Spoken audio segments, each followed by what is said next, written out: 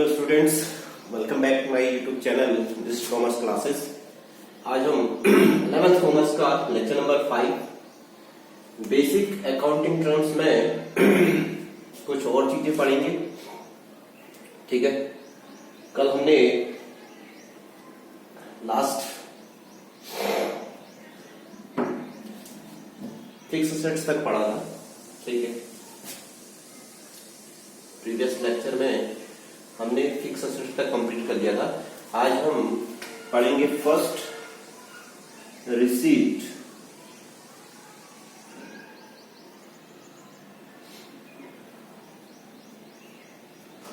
Receipts. ठीक, जो भी पैसा बिजनेस में आता है, यानी कि जो भी कैश बिजनेस में आएगा उसको हम रिसीप्ट बोलेंगे। चाहे वो सेल्स ऑफ गुड्स करने से आए, चाहे वो सेल्स ऑफ फिक्स एसेट्स को करने से आए, या सेल्स ऑफ सर्विस यानी कि हमें किसी को सर्विस देने से, सर्विस प्रोवाइड करने से आए। मतलब कुल मिला के जो भी पैसा बिजनेस में आएगा उसको हम रिसीट्स बोलेंगे। ठीक है, पैसे का आना यानी कि कैश जितना भी हमारे पास आएगा बिजनेस में उसको हम रिसीट्स बोलेंगे। ये रिसीप्ट दो तरीके का होता है। नंबर 1 कैपिटल रिसीप्ट्स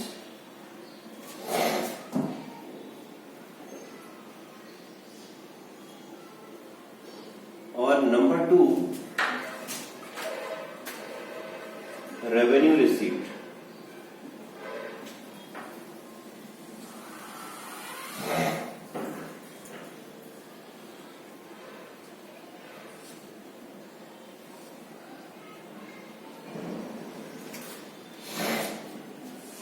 ठीक है, रिसीप्ट दो तरीके का होता है, एक कैपिटल रिसीप्ट और एक रेवेन्यू रिसीप्ट। रिसीप्ट का मतलब मैंने आपको बताया था, जो भी पैसा हमारे बिजनेस में आएगा हम उसको रिसीप्ट्स बोलेंगे। अब कैपिटल रिसीप्ट क्या है और रेवेन्यू रिसीप्ट क्या है?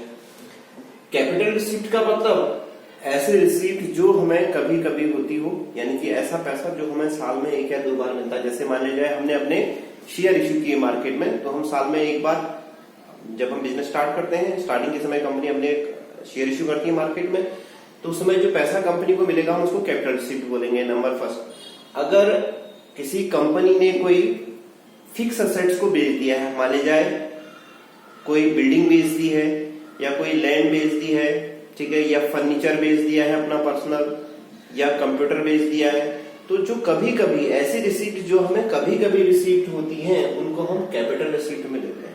ठीक है, जहां पर बात आती है कैपिटल रिसीप्ट की, या तो हम क्या करेंगे, कैपिटल रिसीप्ट का मतलब या तो हम अपने कंपनी के शेयर इश्यू कर रहे हो, बहुत ह्यूज अमाउंट आएगा इसमें, बड़ा अमाउंट जो होता है उसको हम कैपिटल रिसीप्ट में लिखते हैं।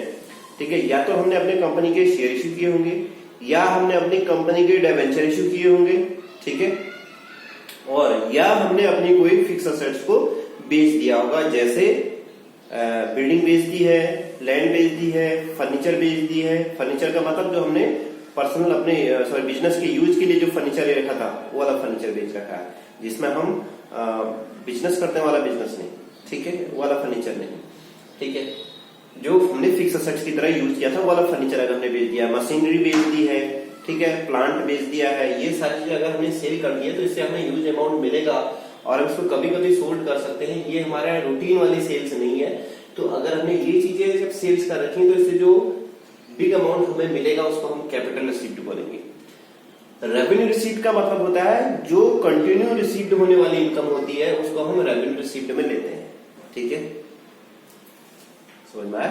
कैपिटल रिसीप्ट में ह्यूज अमाउंट आएगा और रेवेन्यू रिसीप्ट में जो छोटी छोटी अमाउंट हमें रिसीप्ट होंगी, जैसे कमीशन रिसीप्ट हो गया, रेंट रिसीप्ट हो गया, इंटरेस्ट रिसीप्ट हो गया, डिस्काउंट रिसीप्ट हो गया, जो हमें साल में कई बार होंगी। जब भी हम सेल्स करेंगे या परचेज करेंगे उस समय जो भी चीजें हमें कमीशन, रेंट, और हम अगर हमने कोई अपनी बिल्डिंग रेंट पे दे रही तो रेंट हो गया, अगर हमने अपना पैसा बैंक में जमा कर रखा तो उस पर हमें इंटरेस्ट मिलेगा। ठीक है, और ऐसे हमने अपने पैसा कहीं शेयर्स में इन्वेस्टमेंट कर रखा है तो उस पर हमें डिविडेंड मिलेगा। तो जो छोटी छोटी इनकमें होंगी हमारे बिजनेस की उसको हम रेवेन्यू रिसीप्ट में लेंगे। ठीक है, रिसीप्ट मीन्स हो गया कि जो टोटल पैसा बिजनेस को रिसीप्ट होता है उसको हम रिसीप्ट में लेते हैं। कैपिटल रिसीप्ट का मतलब जो पैसा हमें ह्यूज अमाउंट में मिलेगा और फिक्स असेट्स को बेचने से या अपने कंपनी के शेयर इश्यू करने से या अपनी कंपनी के डिबेंचर इश्यू करने से या कहीं से लोन लेने से जो अमाउंट हमें मिलेगा, ठीक है, उसको हम कैपिटल रिसिप्ट में लेंगे। रेवेन्यू रिसिप्ट में ऐसी इनकम जो हमें साल में कई बार होते रहेंगी, बार बार होते रहेंगी, ठीक है, रेवेन्यू नेचर की होंगी। रेवेन्यू का मतलब होता है जो बार बार होने वाले नेचर की इनकम जो होती है उनको हम रेवेन्यू नेचर में लेते हैं। तो इस तरीके की जो इनकम होगी, जैसे रेंट रिसिप्ट हो गया, कमीशन रिसिप्ट हो गया, इंटरेस्ट रिसिप्ट हो गया, डिविडेंड रिसिप्ट हो गया, ये सारी जो इनकम होंगी उनको हम रेवेन्यू रिसिप्ट में लेंगे, ठीक है। अब ऐसे ही बारी आती है एक्सपेंडिचर की।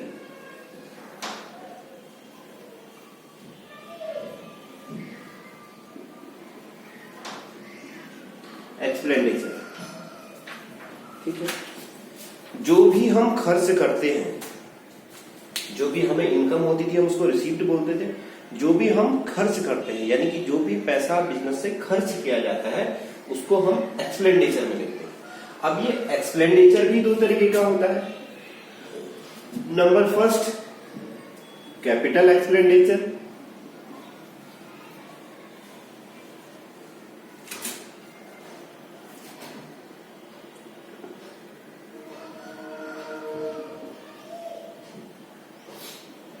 Capital expenditure.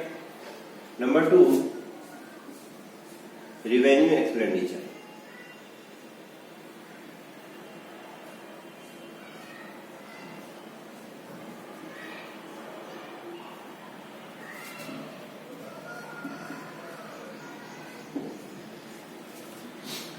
ठीक है, कैपिटल एक्सपेंडिचर और रेवेन्यू एक्सपेंडिचर, ठीक।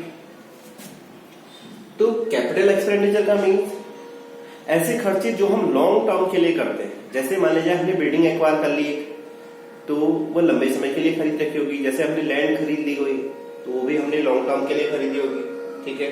मशीनरी खरीद ली है तो भी लंबे समय के लिए खरीद ली होगी। प्लांट को भी परचेज कर लिया है तो उसको भी हमने लॉन्ग टर्म के लिए परचेज कर रखा होगा। बिजनेस के लिए कोई डिलीवरी वैन खरीदी है, ट्रक खरीद लिया है बिजनेस के लिए, वो भी लॉन्ग टर्म के लिए खरीदा होगा। मतलब जो चीजें हम लॉन्ग टर्म के लिए खरीद लेते हैं अपने पास और जिसमें हमें ह्यूज अमाउंट इन्वेस्ट करना पड़ता है वो कैपिटल एक्सपेंडिचर में आएगा, ठीक है, समझ में आया। जब हम कोई फिक्स असेट्स को एक्वायर करते हैं उस समय जो हमें पैसा खर्च करना पड़ेगा वो कैपिटल एक्सपेंडिचर में आएगा। और रेवेन्यू एक्सपेंडिचर मीन्स जो हमें साल में कई बार एक्सपेंसेस करने पड़े। अगर मान लीजिए हमारा बिजनेस है तो हमें सैलरी पेड करनी पड़ेगी, हमें रेंट पेड करना पड़ेगा, हमें वेजेस पेड करनी पड़ेगी, ठीक है। जो भी हम खर्च करते हैं, ठीक है, जो भी पैसा हम बिजनेस में बार बार खर्च करते रहेंगे उसको हम रेवेन्यू एक्सपेंडिचर में लेंगे, ठीक है। कैपिटल एक्सपेंडिचर हो गया और रेवेन्यू एक्सपेंडिचर हो गया। और एक और एक्सपेंडिचर होता है इसमें, डेफर्ड रेवेन्यू एक्सपेंडिचर, इसको हम बोलते हैं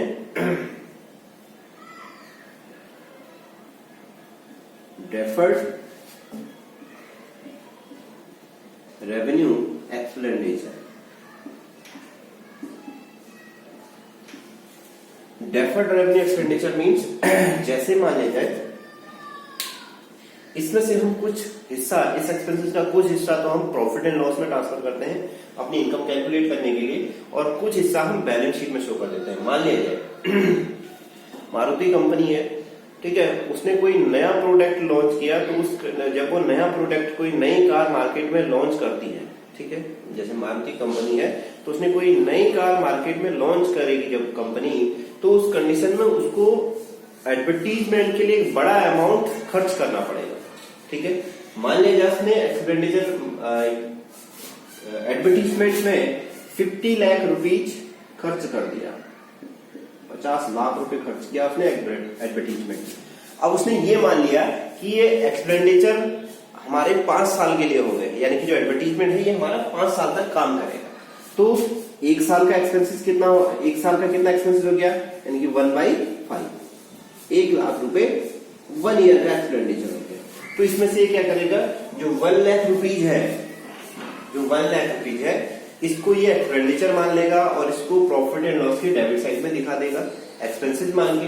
बाकी 5 लाख में से 1 लाख को माइनस करेगा, बाकी जो 4 लाख रुपीज बचेगा उसको जब अपनी कंपनी की बैलेंस शीट बनाएगा तो उसमें डेफर्ड रेवेन्यू एक्सपेंडिचर करके शो कर देगा 4 लाख। ठीक है, समझ में आया। अगर मान लिया जाए मारुति कंपनी ने अपने एडवर्टीजमेंट पर 5 लाख रुपीस खर्च किए, ठीक है, और इसमें ये मान लिया है कि ये एक्सपेंसेस हमारे 5 साल तक वर्क करेंगे। ये एक्सपेंसेस, ये जो एडवर्टीजमेंट है हमारा, ये लगभग 5 साल तक कंटिन्यू चलेगा। तो 5 साल का एडवर्टीजमेंट का खर्चा हो गया 5 लाख, तो 1 साल का कितना हो जाएगा 1 लाख रुपए। जो 1 साल का खर्च है, जिस साल हम अपना प्रॉफिट एंड लॉस बनाएंगे फर्स्ट ईयर में, तो उस साल हम क्या करेंगे 1 लाख रुपए तो प्रॉफिट एंड लॉस में एक्सपेंडिचर शो कर देंगे, ठीक है, एडवर्टीजमेंट एक्सपेंसेस करके। बाकी जो 4 लाख रुपए बचेगा उसको हम डेफर्ड रेवेन्यू एक्सपेंडिचर करके बैलेंस शीट में असेट साइड में दिखा देंगे, ठीक है। इसको हम प्रिलिमिनरी एक्सपेंसेस भी बोलते हैं। अब बारी आती है एक्सपेंसेस के, हमने तीनों पार्ट पढ़ लिए हैं, कैपिटल एक्सपेंडिचर, रेवेन्यू एक्सपेंडिचर और डेफर्ड रेवेन्यू एक्सपेंडिचर। अब बारी आती है इनकम की, ठीक है। इनकम इक्वल टू क्या होता है, जो हमें टोटल रेवेन्यू मिला होगा, रेवेन्यू में से हम एक्सपेंडिचर को माइनस कर देंगे, रेवेन्यू में से एक्सपेंसेस को अगर माइनस कर दें,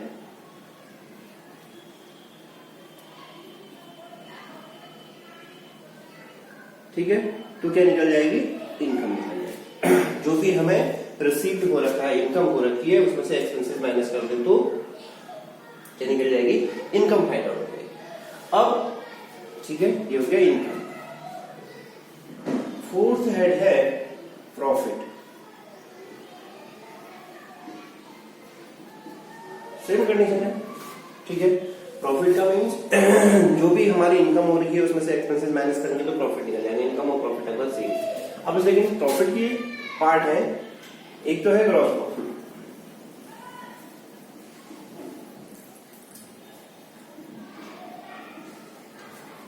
ठीक है। ग्रॉस प्रॉफिट में क्या है, जो भी हमें सेल्स हो रखी होगी, ठीक है, जो भी हमारी सेल्स हो रखी होगी फाइनेंशियल ईयर की, और जो हमारा क्लोजिंग स्टॉक बच गया होगा लास्ट में फाइनेंशियल बनाते वक्त, एक तो हमारी जितनी सेल हो रखी है टोटल ईयर की, और एक जो क्लोजिंग स्टॉक बच गया है, उन दोनों को ऐड करके उसमें से अगर हम कॉस्ट ऑफ गुड्स सोल्ड को माइनस कर देंगे, ठीक है। अगर सेल्स प्लस क्लोजिंग स्टॉक में, सेल्स और क्लोजिंग स्टॉक यानी कि जो हमने एक साल में टोटल सेल कर रखी है और जितना स्टॉक हमारे पास बच गया उसको हम क्लोजिंग स्टॉक बोलते हैं, ठीक है। सेल्स और क्लोजिंग स्टॉक को ऐड करके उसमें से हम कॉस्ट ऑफ रेवेन्यू, उसमें से हम कॉस्ट ऑफ गुड्स सोल्ड को अगर हटा दें, ठीक है, तो क्या निकल जाएगा, हमारा ग्रॉस प्रॉफिट निकल जाएगा, ठीक है। और फिर नेट प्रॉफिट की बात आती है। इस नेट प्रॉफिट में हम क्या करते हैं, जो हमारा ग्रॉस प्रॉफिट आएगा, इस ग्रॉस प्रॉफिट में से हम अपनी जो इनडायरेक्ट इनकम होती है,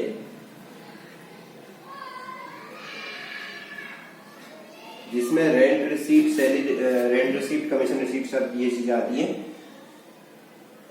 ग्रॉस प्रॉफिट में अगर हम इनडायरेक्ट इनकम को जोड़ देते हैं, इसमें से हम इनडायरेक्ट एक्सपेंसेस अगर माइनस कर देते हैं,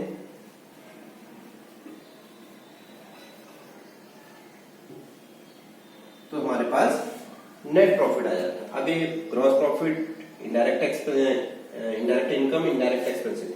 ग्रॉस प्रॉफिट मैंने बताया था, ग्रॉस प्रॉफिट के लिए तो हम क्या करते हैं, सेल्स प्लस क्लोजिंग स्टॉक में से कॉस्ट ऑफ गुड्स सोल्ड को माइनस कर देते हैं, ठीक है।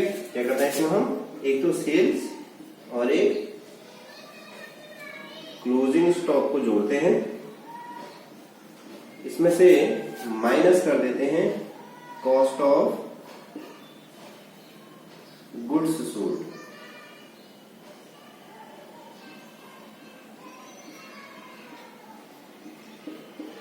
ठीक है। जो हमने माल बेचा उसकी लागत, इसको बोलते हैं कॉस्ट ऑफ गुड्स सोल्ड। इसको माइनस कर देंगे तो हमारा ग्रॉस प्रॉफिट निकलेगा। फिर जो ग्रॉस प्रॉफिट आएगा, नेट प्रॉफिट कैसे निकालेंगे, जो हमारा ग्रॉस प्रॉफिट कैलकुलेट होगा उसमें से हम क्या करेंगे, इनडायरेक्ट इनकम। इनडायरेक्ट इनकम, ठीक है, जिसमें rent receipt, commission receipt, dividend receipt, interest receipt, जो भी हमें इनकम होंगी उनको जोड़ देंगे और उसमें से क्या करेंगे, इनडायरेक्ट एक्सपेंसेस को माइनस कर देंगे, ठीक है। तो क्या निकल जाएगा, नेट प्रॉफिट निकल जाएगा। ठीक है, इसको एक बार देख लें, फिर मैं इसको हटा के नेक्स्ट बताऊंगा।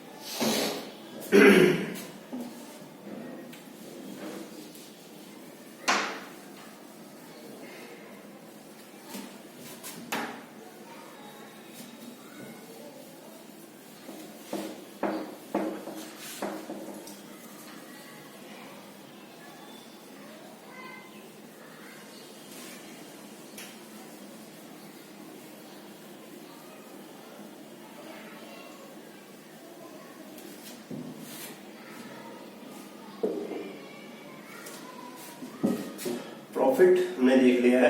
अब एक चीज कहीं पर और यूज होता है, गेन। ये गेन क्या होता है? जब हम अपने बिजनेस की कोई फिक्स एसेट्स को बेचते हैं, ठीक है, अगर हम कोई अपने बिजनेस की फिक्स एसेट्स को सेल करते हैं तो उसमें अगर हमें प्रॉफिट हो जाए तो उसको हम गेन बोलते हैं। ठीक है, या मान ले जाए हमने अपने किसी गुड्स का, यानी कि जिस चीज में हम अपना बिजनेस करते हैं उसका हमने इंश्योरेंस करा रखा है, तो हो सकता है कभी फ्यूचर में कुछ स्टॉक में अगर आग लग जाए या कुछ ऐसा हो जाए जिससे हमें उसका लॉस हो जाता है। अब उस लॉस का हमने अगर इंश्योरेंस क्लेम करा रखा है पहले से, ठीक है, इंश्योर्ड करा रखी है हमने सारी चीजें, तो अगर हमने उसका क्लेम करा रखा है तो हो सकता है कि स्टॉक की वैल्यू कम हो और हमने इंश्योरेंस ज्यादा का लिया हो, तो उस कंडीशन में भी जो हमें एक्स्ट्रा पैसा मिलेगा हम उसको भी गेन बोलते हैं। फिलहाल ये मान के चले कि मान ले जाए आज की डेट में हमारे पास एक फर्नीचर है जिसकी वैल्यू थी, ठीक है, जिसकी वैल्यू हमें दे रखी थी 20,000, ठीक है, इसको हमने सोल्ड कर दिया है, सोल्ड एट 30,000। एक हमारे पास फर्नीचर है जिसकी प्राइस, कॉस्ट प्राइस है 20,000, हमने सोल्ड कर दिया है कितने में, 30,000 का, तो हमें गेन कितना हो जाएगा, 10,000। ठीक है, इस तरीके से मान के चले कि अगर कॉस्ट ऑफ फर्नीचर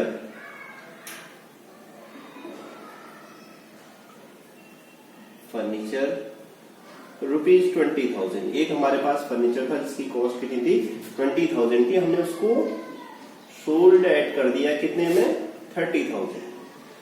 ये फर्नीचर जो हमारा है इसको हमने क्या मान रखा था, फिक्स एसेट्स मान रखा था, इसलिए अगर हम कंटिन्यू बिजनेस ही इसी में करते हैं तब नहीं होगा ऐसा। सोल्ड एट 30,000, हमने इसको 30,000 में बेच दिया, तो गेन इक्वल टू कितना, 30,000 से 20,000 माइनस करोगे तो 10,000, इसको हम गेन बोलेंगे। यानी कि अगर हम कोई भी अपने बिजनेस की फिक्स एसेट्स को सोल्ड करते हैं, ठीक है, यानी कोई भी बिजनेस की अगर फिक्स एसेट्स को सोल्ड किया जाता है उसकी कॉस्ट वैल्यू से ज्यादा है, ठीक है, जो उसकी आज की डेट में बुक वैल्यू है, यहाँ इसको बुक वैल्यू बोल सकते हैं, कॉस्ट की जगह मैंने लिख दूं मैं book value of fix asset, तो ये ज्यादा अच्छा रहेगा। कॉस्ट वैल्यू ठीक है, कॉस्ट वैल्यू भी ठीक है, कॉस्ट वैल्यू आज की डेट में अगर इसकी कॉस्ट है 20,000, हमने सोल्ड किया है 30,000 में, तो गेन होगा 10,000। ठीक है, ये फिक्स एसेट्स को सोल्ड करने में केवल हमें गेन होगा। ठीक है, और अगर हम कंटिन्यू बिजनेस में हमें प्रॉफिट हो रहा है तो उसको हम प्रॉफिट बोलेंगे। ठीक है, फिर बारी आती है लॉस की। ठीक है, लॉस में क्या होगा कि अगर हम कोई बिजनेस कर रहे हैं, उस बिजनेस के एक्सपेंसेस ज्यादा हो गए, यानी कि खर्चे ज्यादा हो गए हैं और इनकम कम हो रही है। ठीक है, खर्चे ज्यादा हो गए हैं, इनकम कम हो रही, तो उसको हम क्या बोलेंगे, लॉस बोलेंगे। ठीक है, next step purchase.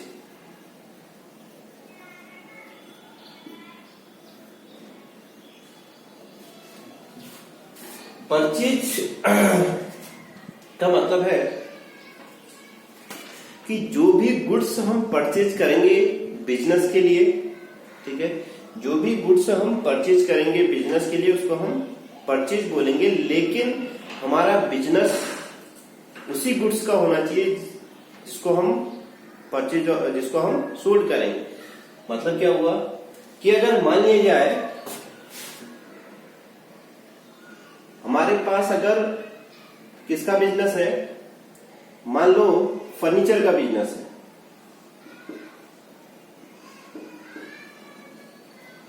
Furniture business है, तो इस कंडीशन में हम जितनी बार फर्नीचर खरीदेंगे, ठीक है, हमारा बिजनेस किसका है, फर्नीचर का, तो जितनी बार हम फर्नीचर को खरीदेंगे उतनी बार हम उसको परचेज लिखेंगे, ठीक है, परचेज परचेज परचेज लिखते रहेंगे जितनी बार हम फर्नीचर परचेज करेंगे, ठीक है। अगर फर्नीचर का बिजनेस हमारा नहीं है, हमारा बिजनेस किसी और चीज का है, तो उस कंडीशन में अगर हम फर्नीचर खरीद रहे हैं तो उसमें फिर हम परचेज लिखेंगे, फिर हम फर्नीचर लिखेंगे। समझ में आया? अगर हमारा बिजनेस ही फर्नीचर का है तब हम फर्नीचर परचेज करेंगे तो केवल हम परचेज लिखेंगे, ठीक है। और अगर हमारा बिजनेस फर्नीचर का नहीं है, किसी और चीज का, मान लिया हमारा क्लोथ्स का बिजनेस है और हमने उस कंडीशन में फर्नीचर लिख दिया है, तो अगर उस कंडीशन में हमने फर्नीचर खरीद रखा है तो फर्नीचर हमारे लिए फिक्स असेट हो जाएगी, फिर हम फर्नीचर ही लिखेंगे।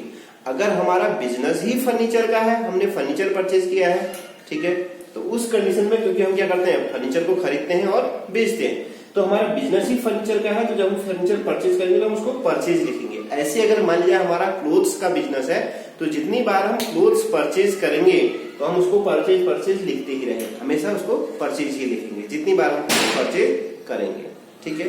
ऐसे अगर हमारा बिजनेस इलेक्ट्रिकल का है, तो जो भी इलेक्ट्रिकल से रिलेटिव चीजें हैं उनको हम परचेज करेंगे तो हम परचेज ही लिखेंगे, ठीक है। समझ में आया? तो इसका मतलब क्या हुआ, जिस चीज का हम बिजनेस करते हैं अगर हम वो चीज परचेज कर रहे हैं तो उसको हम परचेज लिखेंगे, ठीक है। ये तो क्या परचेज। उसके बाद क्या है, परचेज के बाद कभी कभी क्या होता है, हम परचेज को रिटर्न भी करते हैं।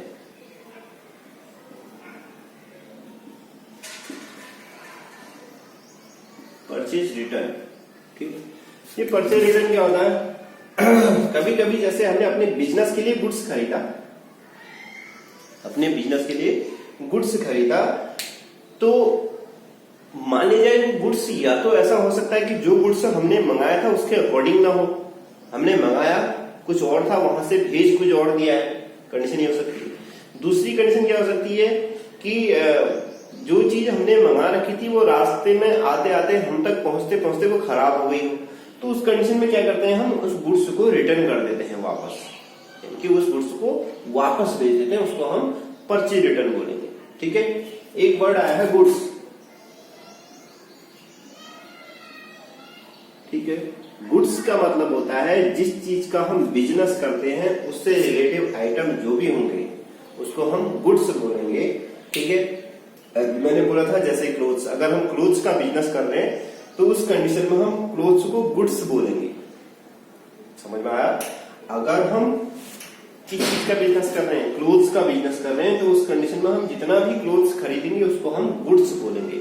खरीदेंगे तो परचेज, ठीक है, गुड्स परचेज, जो भी अगर हमने क्लोथ्स खरीद रखा तो क्लोथ्स परचेज लिखेंगे, फिर हम क्या लिखेंगे, गुड्स परचेज। अगर हम इलेक्ट्रिकल आइटम का बिजनेस करते हैं तो अगर हम कोई भी इलेक्ट्रिकल आइटम खरीदेंगे तो गुड्स परचेज, फिर हम उसमें इलेक्ट्रिकल आइटम नहीं कहेंगे कि इलेक्ट्रिकल आइटम परचेज, फिर हम वहां क्या लिखेंगे, गुड्स परचेज। जो भी चीज का हम बिजनेस करते हैं अगर वो चीज हम खरीदते हैं तो उसको हम गुड्स परचेज बोलेंगे। गुड्स का मतलब वो आइटम जिसमें हम बिजनेस करते हैं, परचेज का मीन्स खरीद रहे हैं। अगर मान लीजिए हम फर्नीचर का बिजनेस कर रहे हैं तो फर्नीचर हमारे लिए क्या हो जाएगी, गुड्स हो जाएगी, फिर हम अगर फर्नीचर खरीदेंगे तो क्या लिखेंगे, गुड्स परचेज। अगर हम फर्नीचर का बिजनेस नहीं करते हैं, हम बिजनेस किसी और आइटम का करते हैं, यानी कि क्लोथ्स का बिजनेस करते हैं, उस कंडीशन में अगर हमने फर्नीचर खरीद लिया तो फिर हम क्या लिखेंगे, फर्नीचर परचेज। हमने फर्नीचर परचेज कर रखा है, हम उस कंडीशन में फर्नीचर लिखेंगे। समझ में आया? परचेज हो गया, परचेज रिटर्न हो गया, गुड्स मैंने आपको बता दिया है। अब बारी आती है सेल्स की।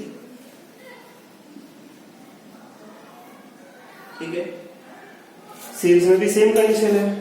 हम जिस चीज का बिजनेस करते हैं उस आइटम को अगर हम सोल्ड करेंगे, मान लीजिए हमारा क्लोथ्स का बिजनेस है, हम क्लोथ्स को अगर सेल करेंगे, अगर हम कपड़ा बेचते हैं तो हम उसको सेल्स लिखेंगे, ठीक है। यानी कि क्लोथ्स सेल किया तो हमने जो गुड्स था हमारे पास उसको सोल्ड कर दिया, तो हम इसको भी गुड्स सोल्ड बोल सकते हैं या गुड्स सेल बोल सकते हैं। अगर हमारा फर्नीचर का बिजनेस है तो हम क्या लिखेंगे, फर्नीचर का बिजनेस तो फर्नीचर वाले का हो जाएगा, गुड्स हो जाएगा, और बेचने पर हम उसको क्या लिखेंगे, सेल्स लिखेंगे, ठीक है। फिर हम गुड्स सोल्ड या सेल्स ऑफ फर्नीचर जो भी लिखे, गुड्स भी लिखा, सेल्स ऑफ गुड्स भी लिख सकते हैं।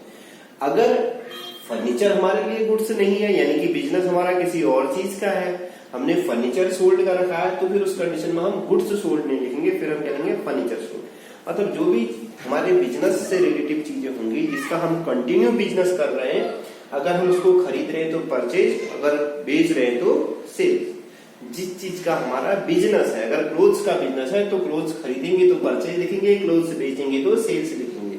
अगर फर्नीचर का बिजनेस है तो फर्नीचर परचेज करेंगे तो परचेज लिखेंगे, फर्नीचर बेचेंगे तो फर्नीचर को हम क्या लिखेंगे, सेल्स लिखेंगे, ठीक है। अब ऐसे जैसे हमने परचेज रिटर्न किया था ऐसे हम सेल्स रिटर्न भी कर सकते हैं, ठीक है। सेल्स रिटर्न का मतलब जैसे मान लीजिए हमसे किसी ने गुड्स परचेज किया है, सेल्स, हमने किसी को गुड्स सोल्ड किया, तो हो सकता है कि उसके पसंद ना आया हो वो गुड्स, वो हमें वापस कर सकता है, तो उसको हम सेल्स रिटर्न बोलेंगे। जो गुड्स हमारे पास वापस होके आएगा, ठीक है, जो चीज हमने पहले सेल्स की होगी वो वापस हमारे पास अगर रिटर्न आ गई खराब होने की वजह से, या उसके जो उसने मंगा रखा था उसके अकॉर्डिंग हमने नहीं भेजा, कुछ और भेज दिया है गलती से, तो जो वापस भेजेगा उसको हम सेल्स रिटर्न बोलेंगे, ठीक है। ये सेल्स रिटर्न और परचेज रिटर्न केवल क्रेडिट वाली कंडीशन में होती है, अगर हमने क्रेडिट सेल कर रखी है या क्रेडिट परचेज कर रखी है। क्रेडिट का मतलब हमने या तो उधार बेचा हो या उधार खरीदा हो, तो उस कंडीशन में ये रिटर्न वाली कंडीशन होंगी। लेकिन यहाँ पर हमने कैश वाला होगा, कैश वाली कंडीशन में ये रिटर्न वाली कंडीशन लागू नहीं होती है, ठीक है। तो आज के लिए इतना काफी है, ठीक। नेक्स्ट लेक्चर में हम इससे आगे डिस्कस करेंगे, ठीक है। Thank you.